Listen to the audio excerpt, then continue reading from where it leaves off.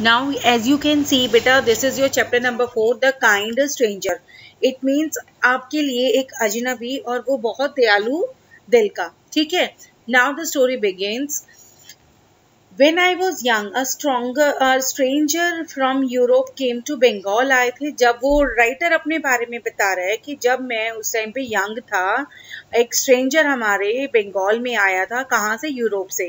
And he choose his logging among the people of the country, share with them. और अपना वो food वगैरह जो भी था ना, इकोनॉमिकली अपना सब कुछ सबके साथ वो शेयर करता था. एंड फ्रीली ऑफर, और अपनी सर्विस उनको लोगों को खुद देता था. और उनकी क्या करता था वो, he found employment in the houses of the, अमीर लोगों के घरों में जाकर उनको पढ़ाकर, फ्रेंच और जर्मन पढ़ाकर अपनी जो है दिनचर्या भी पूरी करता था और साथ में एम्प्लॉयमेंट भी ढूंढता था वो. ठीक है, ताकि वो पैसा कमा सके, ताकि गरीब लोगों की वो बुक्स वगैरह खरीदने में हेल्प कर सके. इसका मतलब ये था कि वो आवर्स ऑफ वर्किंग के बाद मिड डे में जब हीट ट्रॉपिकल समर में आ जाती थी, तब वो क्या करता था, showing upon exercising some economy, refuse to hire the, और वो कन्वेंस लेने के लिए मना कर देता था कि मैं कोई पैसा किराया नहीं लूंगा. It was pitiless in his exaction, taxing के लिए वो क्या करता था, पिटिलेस था. From himself, of his resources in money, time and strength, to the point of privation, and all this for the sake of the people who were obscure, to whom it was not born. कि मतलब वो ये कहना चाहता था कि मतलब मेरे को, मुझे डियरली लव किया जा रहा है, उसके लिए इतना ही काफ़ी था कि उसका प्रोफेशन मिशन जो है टीचिंग करने का, वो मेरे लिए बहुत है. और वो कहता है कि he had not in his nature at the last trace of that self sufficiency of goodness, कि मेरे पास ये लास्ट सेल्फ सफिशिएंसी है, कि मेरे पास एक अच्छाई है जो मैं बाकियों को, जो दुखी इंसान हैं, उनको पूरा करने के लिए मेरा जीवन जो मिला है मैं उसको पूरा कर लूँगा, तो यानी मेरी तृप्ति हो जाएगी. ठीक है. Now though he did not know there our language, नहीं जानता था. He took every occasion to the frequent, वो हर ओकेजन में, चाहे वो किसी ओकेजन को जानता था नहीं जानता था, he even did take part in all the occasions. ठीक है. Our meeting ceremonies, yet he was always afraid of intrusion and tenderly anxious. और एट लास्टली वो क्या करता था, अपने जो कस्टम से उनकी इग्नोरेंस जरूर कर, लेकिन बाकियों की हर चीजों में वो बढ़ चढ़कर हिस्सा लेता था. Fine, next come. Now alien climate in surrounding his health broke down. अब वहाँ का जो उसका फॉरेन में जब वो गया, ठीक है, वहाँ का क्लाइमेट, सराउंडिंग वगैरह सब चेंज हो गया, जिसके कारण उसकी हेल्थ खराब हो गई. एंड ही डाइड एंड वो cremated at burning ground according to his. और उसकी जो क्लियरली जो बता रखा है कि उसकी जो स्टेट थी, वहाँ पर उसको दफनाया गया, क्योंकि वो उसकी कंडीशन उस टाइम पे सही नहीं थी. ठीक है. He died. The attitude of his mind, the manner of his living, the object of his life, his modesty, सभी जो थे उसकी पावर की, ताकि वो हर इंसान की क्या ले सके, पब्लिसिटी उसको मिल सके, और ताकि सभी के द्वारा वो सम्मानित किया जाए.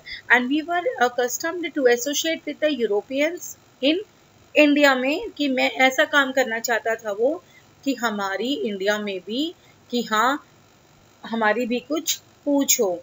And that it will gain rise to in our mind to a feeling of love bordering upon awe. We have all a realm, a private paradise in our mind.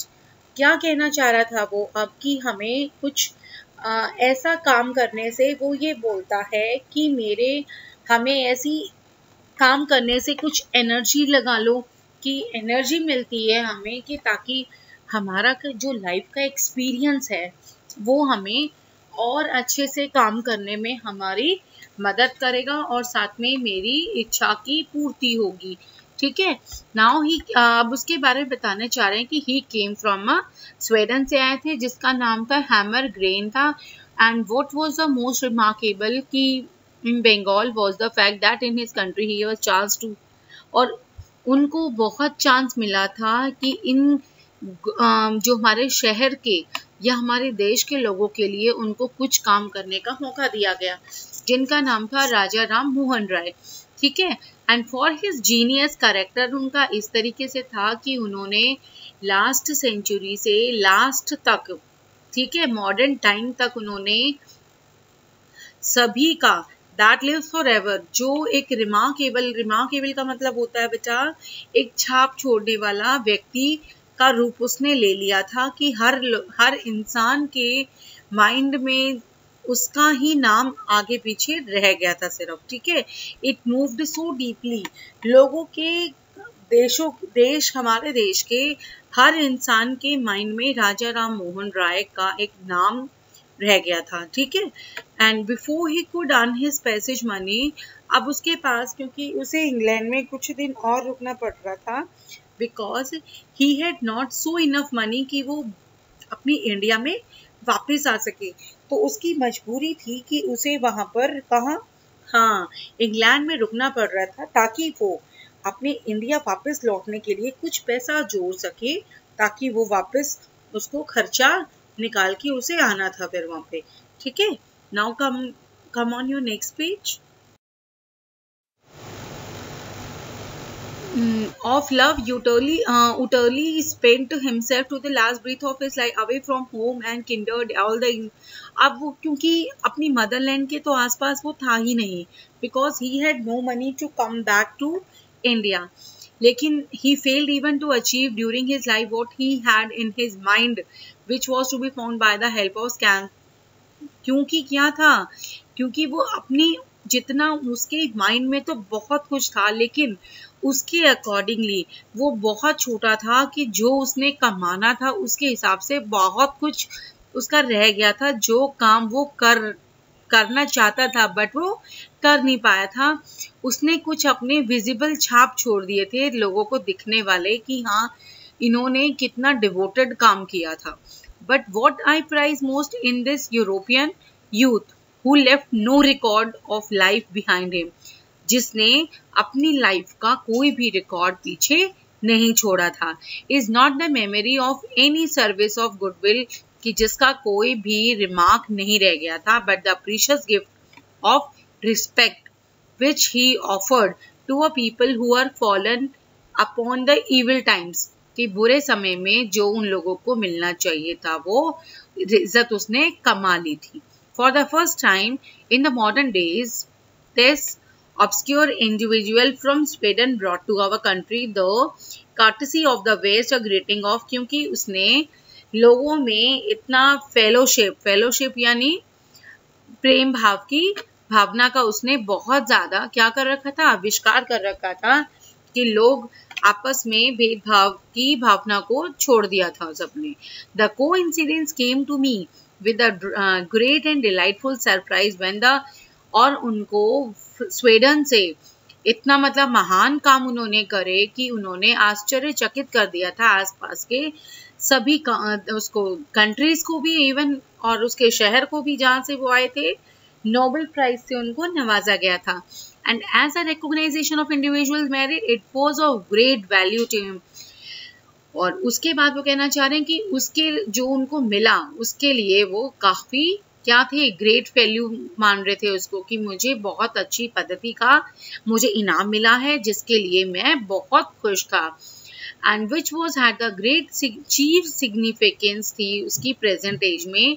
It mean joining hands in comradeship by the two great hemispheres of the human world across the sea, कि वो अपनी across the सी में चारों तरफ उसने अपने हाथ फैला लिए थे कि ताकि कोई भी इंसान ऐसा ना रह जाए जिसमें भेदभाव की भावना रह जाए। ठीक है।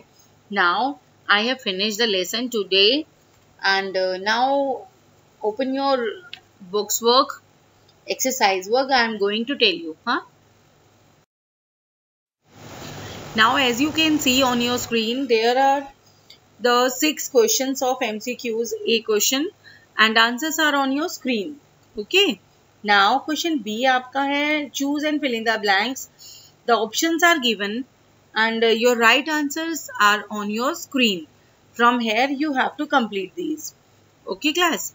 Now, your question number C. Answer the following questions in detail. I have written the answers in your screen. You have to complete this. ठीक है? Now just look. मैंने सिर्फ आंसर्स लिखे हैं. जस्ट मेरी बात को थोड़ा सा ध्यान से सुनेंगे. Like your first question is who was the stranger who came from Sweden. जो स्वीडन से आए थे वो कौन स्ट्रेंजर थे.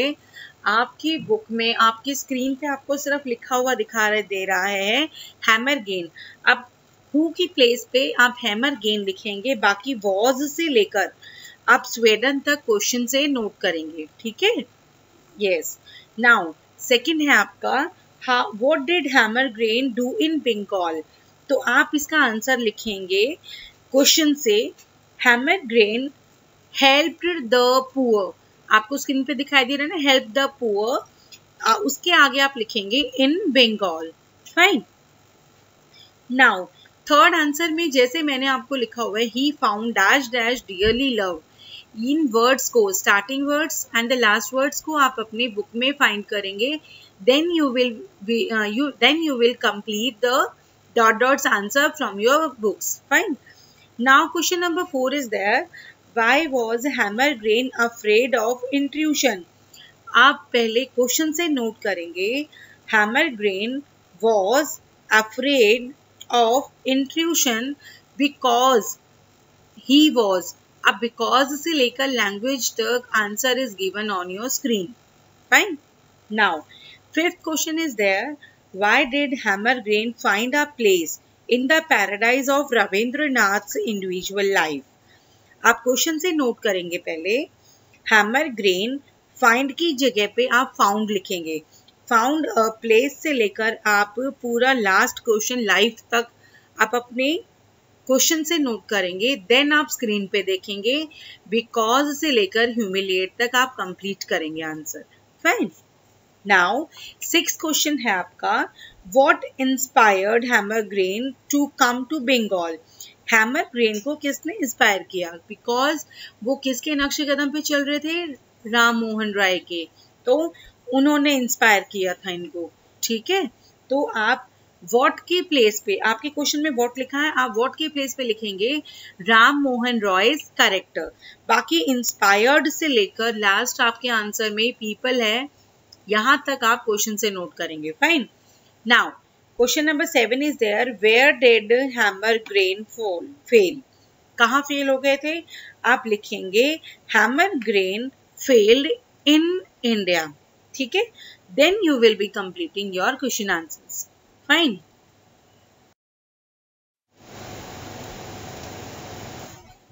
Now your question D is there. The last paragraph deal with the award of Nobel Prize to the writer and find out the more words about the writer. I have written on your screen. Do yourself. यहाँ आपके paragraph में जहाँ मैंने आपको समझाया था कि उनको नोबेल प्राइज मिला था, आप वो पैराग्राफ में से आप अपने वर्ड्स अपने फाइंड आउट करेंगे और अपनी नोटबुक में नोट करेंगे. Fine. And question number E is there answer the following questions orally. You have to leave this. मैंने आपकी स्क्रीन पे लिखा है do yourself. You have to leave it. ठीक है. Here are your orally questions. Fine. Now question number F is there match the word with the meanings. They are the word meanings and answers are on your screen. From the screen you can complete it. Fine. Now question number 8 is also there. Write the plurals. You know all the plurals. You have to complete it from the screen. Okay. Now question number H. H is the dictation words. You have to learn these words with their meanings. Fine. Now question I. There is a Bengal sailor's poem is there. You have to read it. ठीक है. और आपके 3 questions are given on the screen. You have to complete these 3 answers from the screen. Okay.